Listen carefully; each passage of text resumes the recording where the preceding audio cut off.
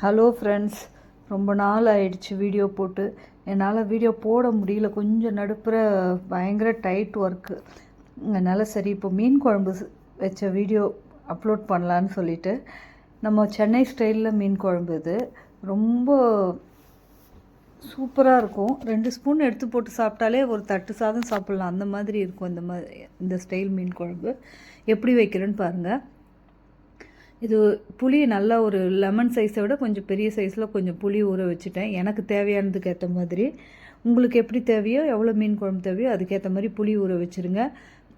இந்த பாத்திரத்தில் ஒரு மஞ்சள் பொடி, உப்பு, மிளகாய் பொடி, தனி மிளகாய் பொடி இதெல்லாம் அவங்க தேவைக்கேற்ற மாதிரி சேர்த்துருங்க. நான் போடுறதில் இப்போது எனக்கு வீட்டுக்கு தேவையான மாதிரி ஒரு 1 லிட்டர் மீன் குழம்பு அந்த அளவுக்கு தான் நான் போட்டிருக்கேன். இதுலேயே வெங்காயம், தக்காளி, கொத்தமல்லி, கருவேப்பிலை இது எல்லாம் போட்டு நல்லா பிசைஞ்சு விட்டுட்டு ஊற வச்ச புளி தண்ணியை எடுத்து இதில் ஊற்றி நல்லா கரைக்கணும். அது நல்லா நசுக்கி கரைச்சோம்னா அதனோட டேஸ்ட் வேறு லெவலாக இருக்கும். இதே மாதிரி கரைச்சி கூட்டி வச்ச குழம்புன்னு சொல்லுவாங்க இல்லையா, இந்த மாதிரி கரைச்சி வைக்கிற குழம்பு சேனக்கிழங்கு வேக வச்சுட்டு செய்யலாம், கத்திரிக்காய் போட்டு செய்யலாம், உருளைக்கிழங்கு போட்டு செய்யலாம், கதம்பக்காய் போட்டு இந்த மாதிரி கூட்டி வச்சு குழம்பு பண்ணோம்னா வெஜிடேரியனில் சூப்பராக இருக்கும். அந்த மாதிரி ஒரு முறை ட்ரை பண்ணி பாருங்கள். இங்கே நான் எப்போவுமே இந்த ஸ்டைலில் தான் மீன் குழம்பு வைப்பேன். இப்போ சட்டி வச்சு எண்ணெயை ஊற்றிட்டு கடுகும் உளுந்தும் கடுகும் வெந்தயமும் போட்டு நல்லா பொரியட்டும். பொரிஞ்சதுக்கப்புறம் நம்ம பாதி வெங்காயம் அதில் போட்டோம் இல்லையா, மீதி வெங்காயத்தை இதில் போட்டு கருவேப்பிலையை போட்டு வதக்கலாம். கூடையே தக்காளி, வெங்காயம் நல்லா வதங்கினதுக்கப்புறம் தக்காளியை போட்டு நல்லா வதக்கிட்டு, ஏன்னா அதில் பாதி தக்காளி போட்டுட்டோம் இல்லையா, முழுசாகவே போட்டேன். இதில் கொஞ்சம் பொடியாக நறுக்கி வச்சுருக்கிற தக்காளி இதையும் சேர்த்து போட்டு நல்லா வதக்கணும். வதங்கினதுக்கப்புறம் அந்த கூட்டி வச்ச குழம்பு எடுத்து ஊற்ற போகிறோம். எனக்கு இந்த கன்னியாகுமரி ஸ்டைல் ஒரு முறை வைக்கணும்னு ஆசை. அது ஒரு நாளைக்கு வச்சு பார்க்கலாம் எப்படி டேஸ்ட் இருக்குது. நான் சாப்பிட்டதில்லை, அதை வைக்கணும். இப்போ தக்காளி நல்லா வதங்கினோன்னா புளியை அந்த கூட்டி வச்ச குழம்பு எடுத்து ஊற்றிடுறோம்.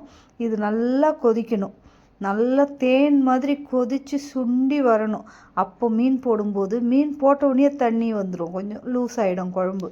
எப்போவுமே மீன் போட்டால் லூஸ் ஆகிடும். இப்போ நல்லா கொதித்து நல்லா சுண்டி வரும்போது மாங்காய் கட் பண்ணி வச்சுருக்கிற மாங்காவை ஆட் பண்ணி நல்லா சுற்றி விட்டாச்சு. இப்போ எப்படி இருக்குது பார்த்தீங்களா, மாங்காய் வேகுதா. இப்போ மாங்காய் நல்லா கொஞ்சம் வெந்ததுக்கப்புறம் மீனை போட்டுடலாம். மீனை போட்டு நல்லா சுற்றி வச்சோம்னா வெந்துடும். அங்கெல்லாம் மீனை போட்டே கொதிக்க வைக்கிறாங்க இல்லையா, அந்த மீனெல்லாம் கரையாது. நம்ம சென்னையில் அந்தளவுக்கு நம்மளுக்கு ஃப்ரெஷ்ஷான மீன் கிடைக்காது. ஸோ அந்த மாதிரியே வச்சு பார்க்கலான்னு ஒரு ஐடியா இருக்குது. வைக்கும்போது போடுறேன் வீடியோ. ஏன்னா எனக்கு அது ஒரு முறையாச்சும் அந்த மீன் குழம்பை ட்ரை பண்ணணுன்னு ஒரு எண்ணம். இப்போ பாருங்கள், இதை இப்படியே சும்மா அப்படி தள்ளி விட்டிங்கனாலே இதிலேருந்து இன்னும் தண்ணி கொஞ்சம் குழம்பு லூஸ் கொடுக்க ஆரம்பிச்சிடும். கொஞ்சம் லூஸ் கொடுத்துரும், ஏன்னா மீன் போட்டாலே கொஞ்சம் குழம்பு நீர்க்கும். எப்படி இருக்குது பாருங்கள். இதை 2 ஸ்பூனு போட்டு சாப்பாடு சூடாக போட்டு கடன்னு அப்படியே தள்ளி சாப்பிட்டோம்னா சூப்பராக இருக்கும். இப்படி வச்சா மீன் குழம்பு சட்டியில் யாருக்கு தான் பிடிக்காது.